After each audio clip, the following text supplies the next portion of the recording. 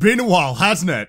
Sorry for the absence, but unfortunately a lot of roadblocks got in the way between me making videos.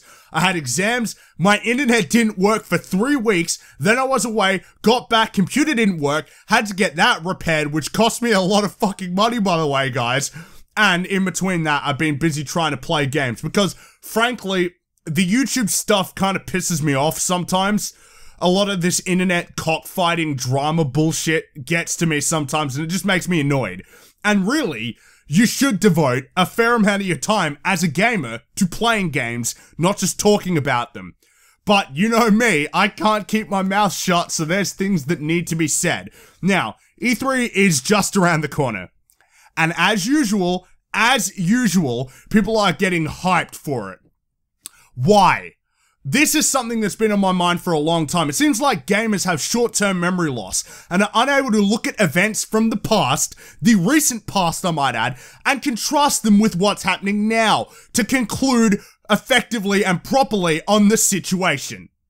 Let me explain. So, look, E3 I don't really like. I did like it when I was a child, but that's a long time ago.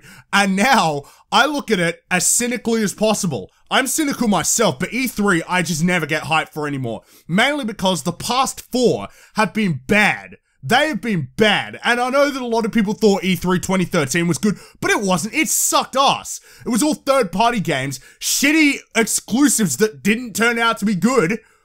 And people got hyped for that.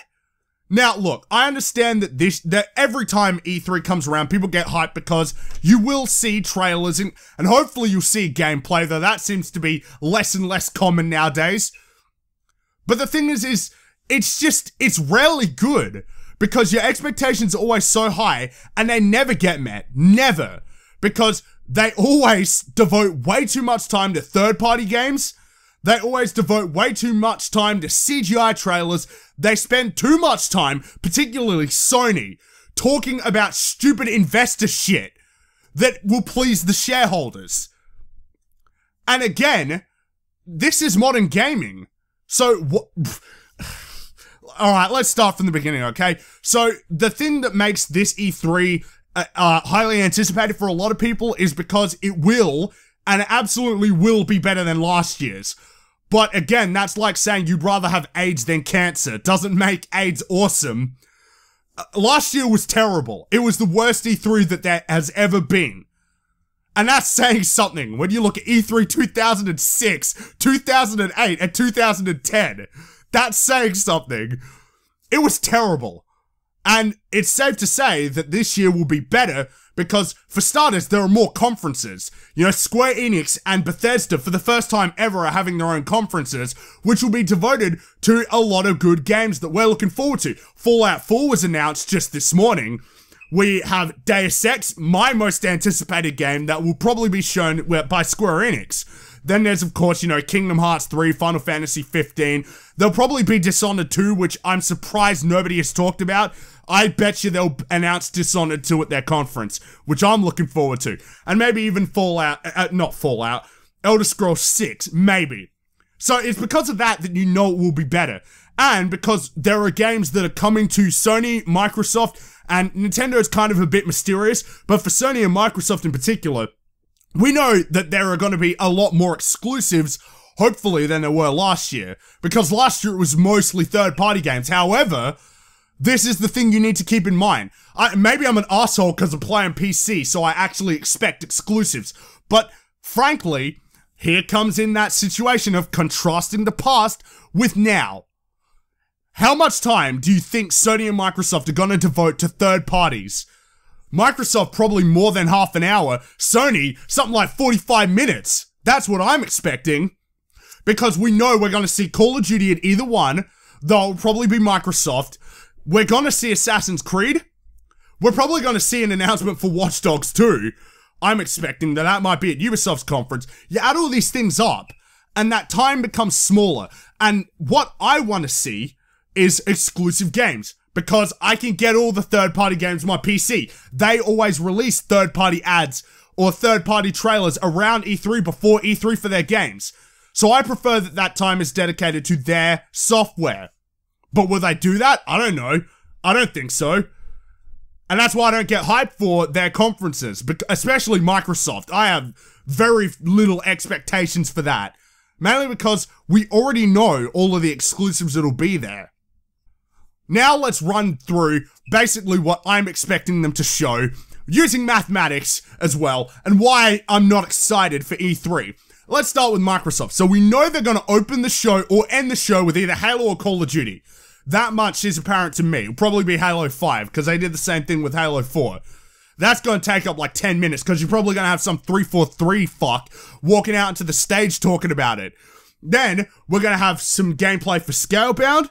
We're probably going to see gameplay for Crackdown. We're probably going to see a trailer for Gears of War. We're probably going to see some gameplay for Forza 6. We'll probably see some more stuff about Xbox Live and more PR jargon, probably some Killer Instinct trailer. And maybe we'll see one other new announcement that has not been announced before. Oh, and also Tomb Raider. We know they're going to show that at E3. Then, of course, there's all the other third-party stuff and the stupid talking. And I'll probably, like, do a 2-minute trailer of all of these really cool indie titles, but not go into any detail because it's Microsoft. So really, how can you be excited for that when we already know basically everything they're going to show? Now we move on to Sony. We're going to see Uncharted 4. We're going to see probably the new IP that's being developed by Guerrilla that I'm looking forward to. We're probably going to see that new Bend IP, hopefully. There'll probably be an announcement for a new God of War. I'm expecting Ratchet & Clank gameplay demo, or just a trailer, because we know that game's coming out early next year. So they've got to show something soon. We'll probably see something else for Until Dawn. Maybe an announcement of the Bloodborne expansion. So, while Sony has a lot more room to maneuver, mainly because they have more IPs than Microsoft, they own more studios than Microsoft, so there's more leeway, and I'm missing out some things they'll probably show, like Persona 5, but again, it's another situation in which we already know the bulk of the stuff that's happening, and that they're gonna show. Now we move on to EA, where they're going to show Star Wars Battlefront. They'll probably announce a new Battlefield. They're going to show the new Need for Speed. They're probably going to show Mass Effect 4 gameplay. Maybe a trailer for that new BioWare new IP that they're showing.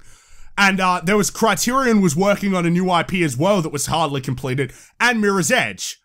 So again, where are the surprises? When we already know what's coming. Yeah, we'll see some new stuff. But you see the recurring theme here? Things that we already know exist. Then, of course, we got Ubisoft, where they'll probably, you know, they'll show a fucking Assassin's Creed, but my indifference to Assassin's Creed is that it's all-time high. I do not care about that series anymore. I'm thinking they'll announce Watch Dogs 2, because they said they were going to make it into a series, and, of course, the fact that the development time they said would be shorter. So I'm thinking Watch Dogs 2, which a lot of people aren't thinking of, I don't think. We'll probably see some more of The Division. We'll probably see a new Splinter Cell announced as well, or a new Tom Clancy. And then, of course, we got The Division, which was delayed again. Where are the surprises? Then with Nintendo. Nintendo is the one that I have the highest expectations for. Not only because it's Nintendo, so I always have high expectations, but because they always focus exclusively on exclusives. Alliteration, but they always focus on exclusives. And they haven't announced any games this year. I think, well, except for a couple. And think about this as well. They're not bringing Zelda. That means that that means for their time, they gotta have a lot of stuff to fill up. And they've said that they've got unannounced games releasing this year. So, we know about Star Fox. We already know about that. We know about X. We know about Zelda. We know about Yoshi's Woolly World. So, if they have games that are unannounced that are coming out later this year, or to early next year, that means that they got some surprises up their sleeve. I'm thinking a new Metroid. Please let there be a new Metroid. Metroid Prime 4, whatever. As long as it's not like Other M, that abortion. Now, and then of course you've got all the other third-party games that are getting shown off. The sequels, the games that have already been announced, all that stuff. So it's when you step back, okay, and you look at all this. So there are games that we know are coming out. We know that the games that they have shown will be downgraded because it keeps happening. We know that we're going to get CGI trailers because we've had them for the last few years. We know that. And we know that these games often disappoint. they're getting better now as we're getting further into the generation, but all these games people getting hyped for, some of them will disappoint. That's guaranteed. We know there's going to be a lot of stupid jargon at the conferences. We know all of this. We know all of these things based on what's happened in the past few years. And so it's because of that I asked, why are you getting excited? You know, it's the same as the beginning of the year when I told you not to get hyped for this year. Why can people not understand that things in gaming just aren't as good as you always anticipate them to be? Not anymore. It's not 1995, where things were really awesome and exceeded expectations. Seriously, I just don't understand it. I don't understand why I'd get hyped. Sure, it'll be better than last year, but that doesn't mean anything. Last year was dog shit, so that can mean anything. And really, I would say that it's smarter to come into E3 with low expectations like I do, in the hope that they will be exceeded. If your expectations are low and it's better, then you'll like E3. But if they're high and you get disappointed, which is inevitably going to happen with at least one of the conferences you're excited for, if not all of them, I just don't understand why you'd get hyped. And again, how many of these games do you expect to come out this year? Or even next year? Like, really?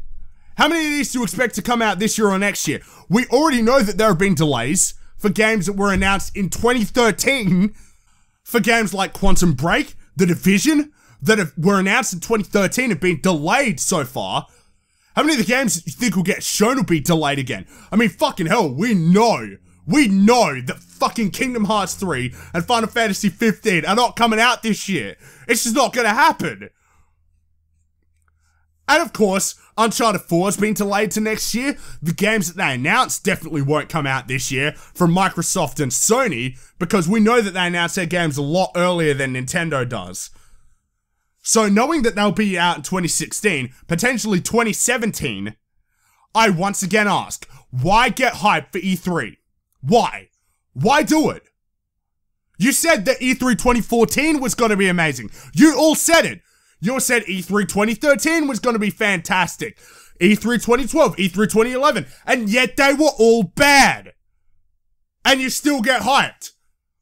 I just don't understand it. I really don't. And this is the thing. You'll probably be like, oh, well, you're just pessimistic and cynical. But it's born out of me wanting it to be good. I want E3 to be good, but I just don't think it will be. I think it'll be okay maybe this year, but still. Stop getting hyped. Seriously, stop doing it. Hype breeds delusion. You start thinking it was better than it wasn't. It'd be like the Phantom Menace or something, where you think it's okay when you leave, and it would take you months before you write, wait a minute, E3 was bad. Come on, guys. Look at the events of the past, compare them to now, and start thinking about it. It'll save you a lot of disappointment.